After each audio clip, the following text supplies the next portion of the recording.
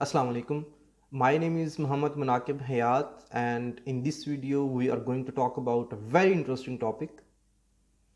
नाज़रीन, आपने यूएसए में ट्रंप को प्रेसिडेंट बनते देखा है।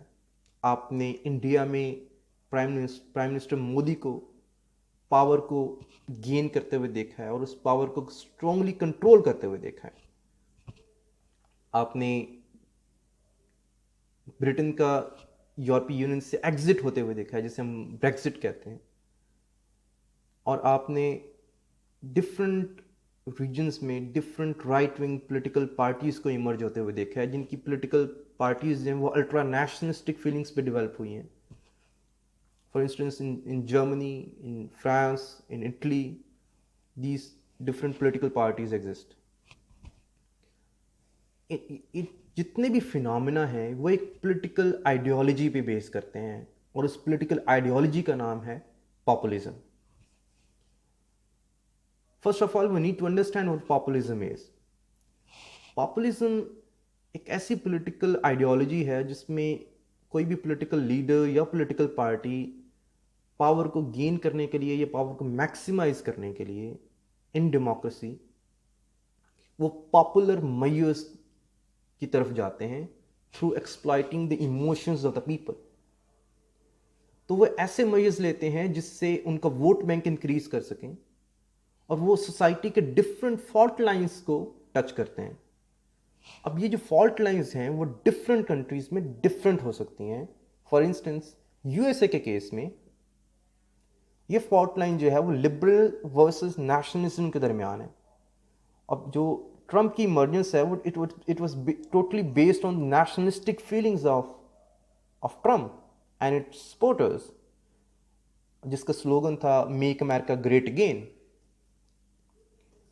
अब in the case of India, it was based on the religious divide, जिसमें हिंदुत्व आइडियोलॉजी के थ्रू अदर माइनॉरिटीज़ को टोटली निगलेक्ट किया गया है, उसको साइडलाइन किया गया है।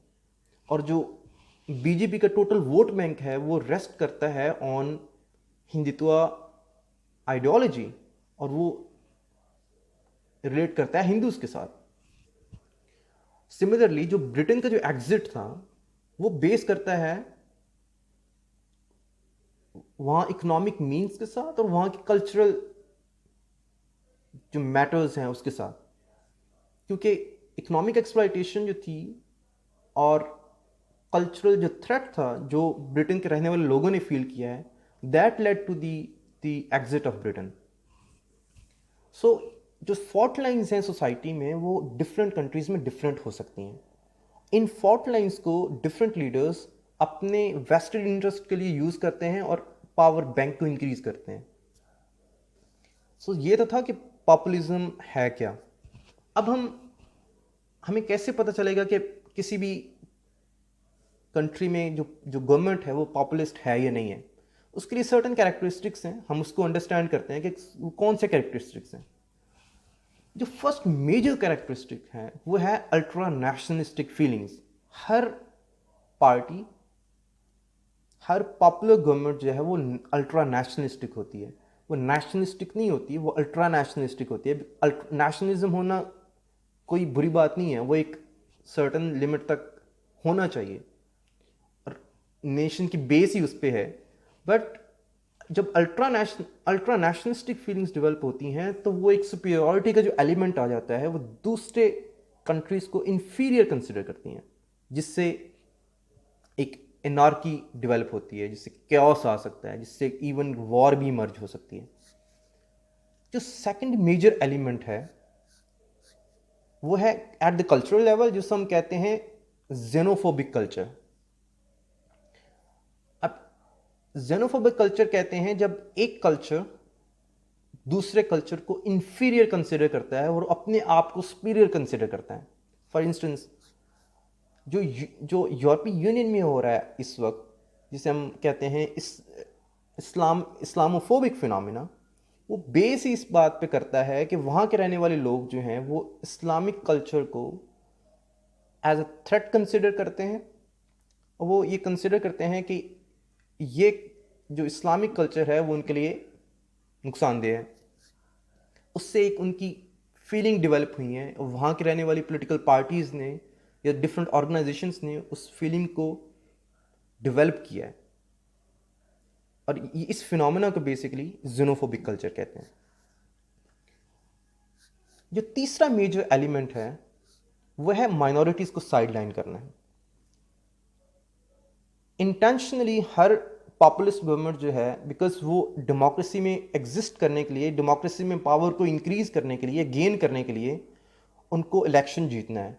और इलेक्शन आप तभी जीत सकते हो जब आपके पास मेजॉरिटी की सपोर्ट हो। अब मेजॉरिटी की सपोर्ट के लिए हर पॉपुलर गवर्नमेंट माइनॉरिटी को साइडलाइन करती है। तो ये एक मेजर एलिमेंट है जो हर जगह होता है। In the case of India for instance, अब इसमें हिंदू आइडियोलॉजी को प्रेफर किया गया है, हिंदू आइडेंटिटी को प्रेफर किया गया है at the expense of other religious identities. जो चौथा मेजर एलिमेंट है वो है बाइस्ड मीडिया, मीडिया का कंट्रोल। अब इसमें मिस इन्फॉर्मेशन एक मेजर एलिमेंट है। इसमें मेन स्ट्रीम जो आउटलेट्स हैं, मीडिया आउटलेट्स हैं, उनका अलाइन करना डिफरेंट पॉलिटिकल पार्टीज़ के साथ एक मेजर फिनोमेना है जो हर पूरी दुनिया में हो रहा है। चाहे वो फॉक्स हो, CNN हो, या पाकिस्तान में हो या इंडिया में हो, हर मीडिया आउटलेट जिनका मकसद तो बेसिकली ट्रू जर्नलिज्म है, Fairlie presenting the facts and figures हैं, एनालिटिकली एक्सप्लेन करना है, बट वो अपने आप को डिफरेंट पार्टीज़ के साथ, पॉलिटिकल पार्टीज़ के साथ अलाइन करते हैं। ये तो एक कॉमन फिनोमेना है, but at the social media level भी इनटॉलरेंस का जो इमर्जेंस है वो इससे रिलेट करती है कि एक इंसान, एक पॉलिटिकल लीडर कुछ भी एक्सप्लेन कर सकता है, कुछ भी बता सकता है, कुछ भी ओपिनियन दे सकता है, और वहाँ के जो उनके पॉलिटिकल जो वर्कर्स हैं, दे वुड नेवर चेक और verify what there leader is saying. तो उससे भी एक मीडिया का जो यूज़ है, जो मिस इन्फॉर्मेशन है, वो डेवलप हुई है, और ये एक very it has become a very common phenomena. जो अनदर मेजर एलिमेंट है वो है हेट स्पीच का इमर्ज होना। इसमें हमेशा जो पॉलिटिकल लीडर्स हैं, ये पॉलिटिकल पार्टीज़ हैं, वो अपने आप को प्रेजेंट करने के लिए स्ट्रॉन्ग वर्ड्स का, एब्यूसिव वर्ड्स का भी to the certain extent use कर देते हैं, और इससे वो अपने आप को अपने वर्कर्स के साथ रिलेट करते हैं। तो ये जो सर्टन जो कैरेक्टरिस्टिक्स हैं, ये बताते हैं कि किस कंट्री में क्या पॉपुलर गवर्नमेंट है या नहीं है। अब हम इसका इम्पैक्ट देखेंगे ऑन डेमोक्रेसी, और इसका इम्पैक्ट देखेंगे for the peace and security of the world. जो फर्स्ट मेजर इम्पैक्ट है, जो कॉन्सिक्वेंस है, वो है at the domestic level. Domestic level में अगर पॉपुलर गवर्नमेंट है तो सोसाइटी पहले ही डिवाइडेड है between majority and minority, between different religious lines, between different cultures. तो सोसाइटी डिवाइडेड है, और जो डिवाइडेड सोसाइटी होती है उसमें ग्रीवेंस का इमर्ज होना इट्स वेरी नॉर्मल। वहाँ पे मूवमेंट्स डेवलप होती हैं, वहाँ पे जो है केओस होता है और स्टेबिलिटी नहीं होती। फॉर इंस्टेंस, इंडिया में जो खालिस्तान मूवमेंट है, या इंडिया में मणिपुर वायलेंस जो हुआ है, या जिस डिफरेंट जो मूवमेंट्स हैं लाइक मिजोरम में, नागालैंड में, वो इसी पे हैं कि वहाँ की जो पॉलिटिकल पार्टी है वो उनके राइट्स को प्रोटेक्ट नहीं करती और उनको टोटली निगलेक्ट करती है। ब्रिटेन का जो एग्जिट होना है वो यही डिपिक्ट करता है। जो इस्लामोफोबिक एलिमेंट्स का इमर्ज होना है वो यही डिपिक्ट करता है कि वहाँ की जो माइनॉरिटी है उसको आपने टोटली साइडलाइन कर दिया है, और आपने मेजॉरिटी के इंटरेस्ट को परस्यू करना है। उससे सोसाइटी डिवाइड हो जाती है और सोसाइटी में वायलेंस पैदा होता है। फिर जो एट द इंटरनेशनल लेवल जो है, वहाँ पे अगर पॉपुलर गवर्नमेंट्स हों तो एट द इंटरनेशनल लेवल जो उसका इम्पैक्ट है वो है कि it can lead to war.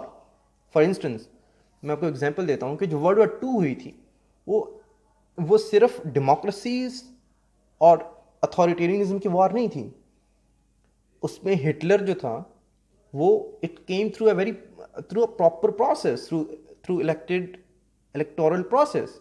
He was elected as a leader, but उसने रिवेंज का जो एलिमेंट था उसने उसको यूज़ किया है, which was present in message, और जो वर्ल्ड वॉर 1 की वजह से था, उसने उस रिवेंज के एलिमेंट को यूज़ करके अपने पावर को मैक्सिमाइज किया है, और उसने आहिस्ता आहिस्ता जितनी भी अपोजिशन पार्टीज थी उसको रिमूव किया, वाइप आउट किया है. तो एट द इंटरनेशनल लेवल अगर एट पॉपुलर गवर्नमेंट्स एग्जिस्ट करती हैं तो उसका उसका जो जो इम्पैक्ट है at the international peace and security वो बहुत नुकसानदेह है.